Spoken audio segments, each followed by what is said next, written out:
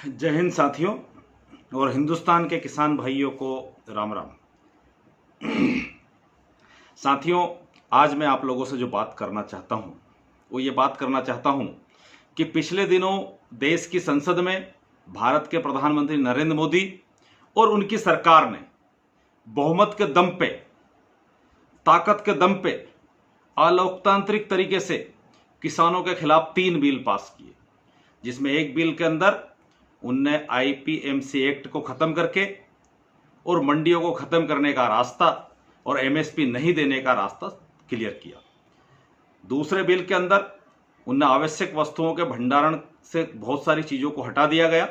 ताकि उनके मित्र अडानी और अंबानी आवश्यक वस्तुओं को जब सीजन हो तब किसानों से और आम लोगों से एक सबसे कम भाव पर खरीदे और बाद में उनके मन चाहे भाव पर बेचे। इसके बाद तीसरा, कॉन्ट्रैक्ट फार्मिंग के माध्यम से हिंदुस्तान के किसानों को, उनके चंद उद्योगपति मित्रों को वो जमीन दिलाने के लिए वो ताकि उनके गुलाम बन जाए, वो षड्यंत्र किया गया। इन तीनों बिलों के खिलाफ पूरा हिंदुस्तान का किसान भारत सरकार, नरेंद्र मोदी सरकार का विरोध कर रहा है। अब साथियों,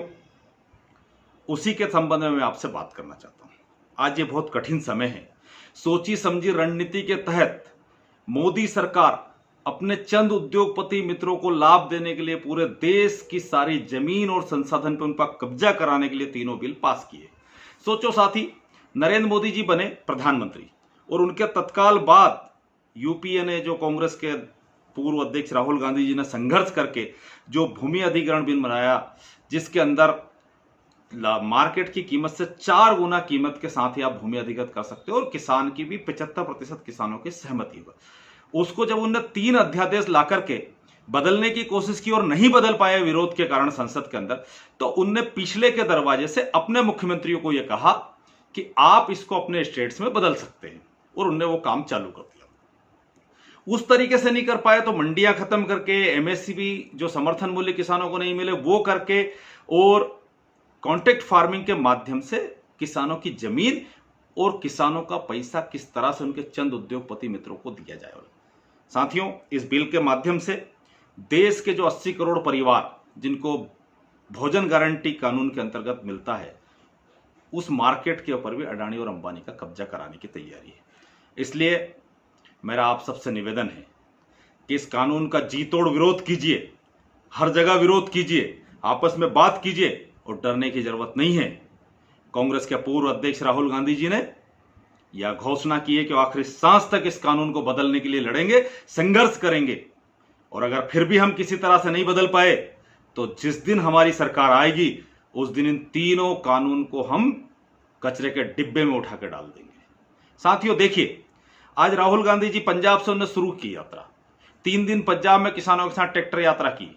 आज कल हरियाणा में पहुंच गए। हरियाणा पुलिस ने उनको रोकने की कोशिश की, इसके बावजूद भी किसानों की ताकत के कारण हरियाणा पुलिस उनको नहीं रोक पाई और किसानों की आवाज उठाने से हिंदुस्तान की कोई ताकत नहीं रोक पाई। पर अब आप हम सब सामान्य लोगों का, किसानों का क्या कर्तव्य बनता कि देखिए, जब राहुल गांधी किसानों की आवाज उठाते, जब राहुल गांधी किसी महिला के साथ या किसी के साथ बलात्कार होता और पीड़ितों की आवाज उठाते, जब राहुल गांधी युवाओं को रोजगार की आवाज उठाते, जब युवा के रोजगार के साथ साथ राहुल गांधी छोटे उद्योगपतियों की और छोटे छोटे एसएमई के जो बिजनेसमैन उनकी आवाज उठाते, तो ये जो मोदी जी के चंद उद्योगपति मित्र है जिनने पूरे हिंदुस्तान के मीडिया पे कैप्चर्ड कर रखा, इनका मीडिया क्या करता है कि राहुल गांधी के ट्रैक्टर पर कुशन लगा। और राहुल गांधी ने कल बड़ी साफ गोई से कहा कि मैं किसानों की लड़ाई लड़ रहा हूं, इसलिए मेरे ट्रैक्टर का कुशन तो दिखता है। पर नरेंद्र मोदी जी ने कोविड की महामारी के दौरान 8,500 करोड़ रुपए का हवाई जहाज खरीद लिया, उस पर कोई बात नहीं करता। और हवाई जहाज क्यों खरीद लिया? सिर्फ कि उनके मित्र ट्रंप के पास उसी तरह का हवाई जहाज है, तो हमको शान चाहिए, हमको शौकत चाहिए।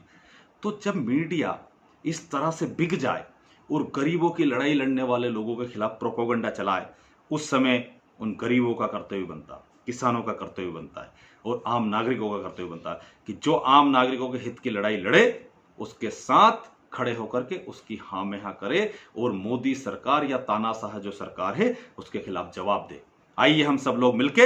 राहुल गांधी जी के साथ मिलके हिंदुस्तान में इन तीनों कृषि के संबंधित जो काले कानून इनको बदलने के लिए जी तोड़ उनके साथ खड़े होते हैं और भविष्य में हिंदुस्तान के युवाओं को कैसे रोजगार मिले उस पर लड़ाई करते हैं। हमारी महिलाएं, हमारी माता बहनें किस तरह से सुरक्षित रहे, हम उस पर संघर्ष करिए। आइए सब मिलकर किसानों की आवाज को बुलंद करते हैं। जय जवान, जय किसान।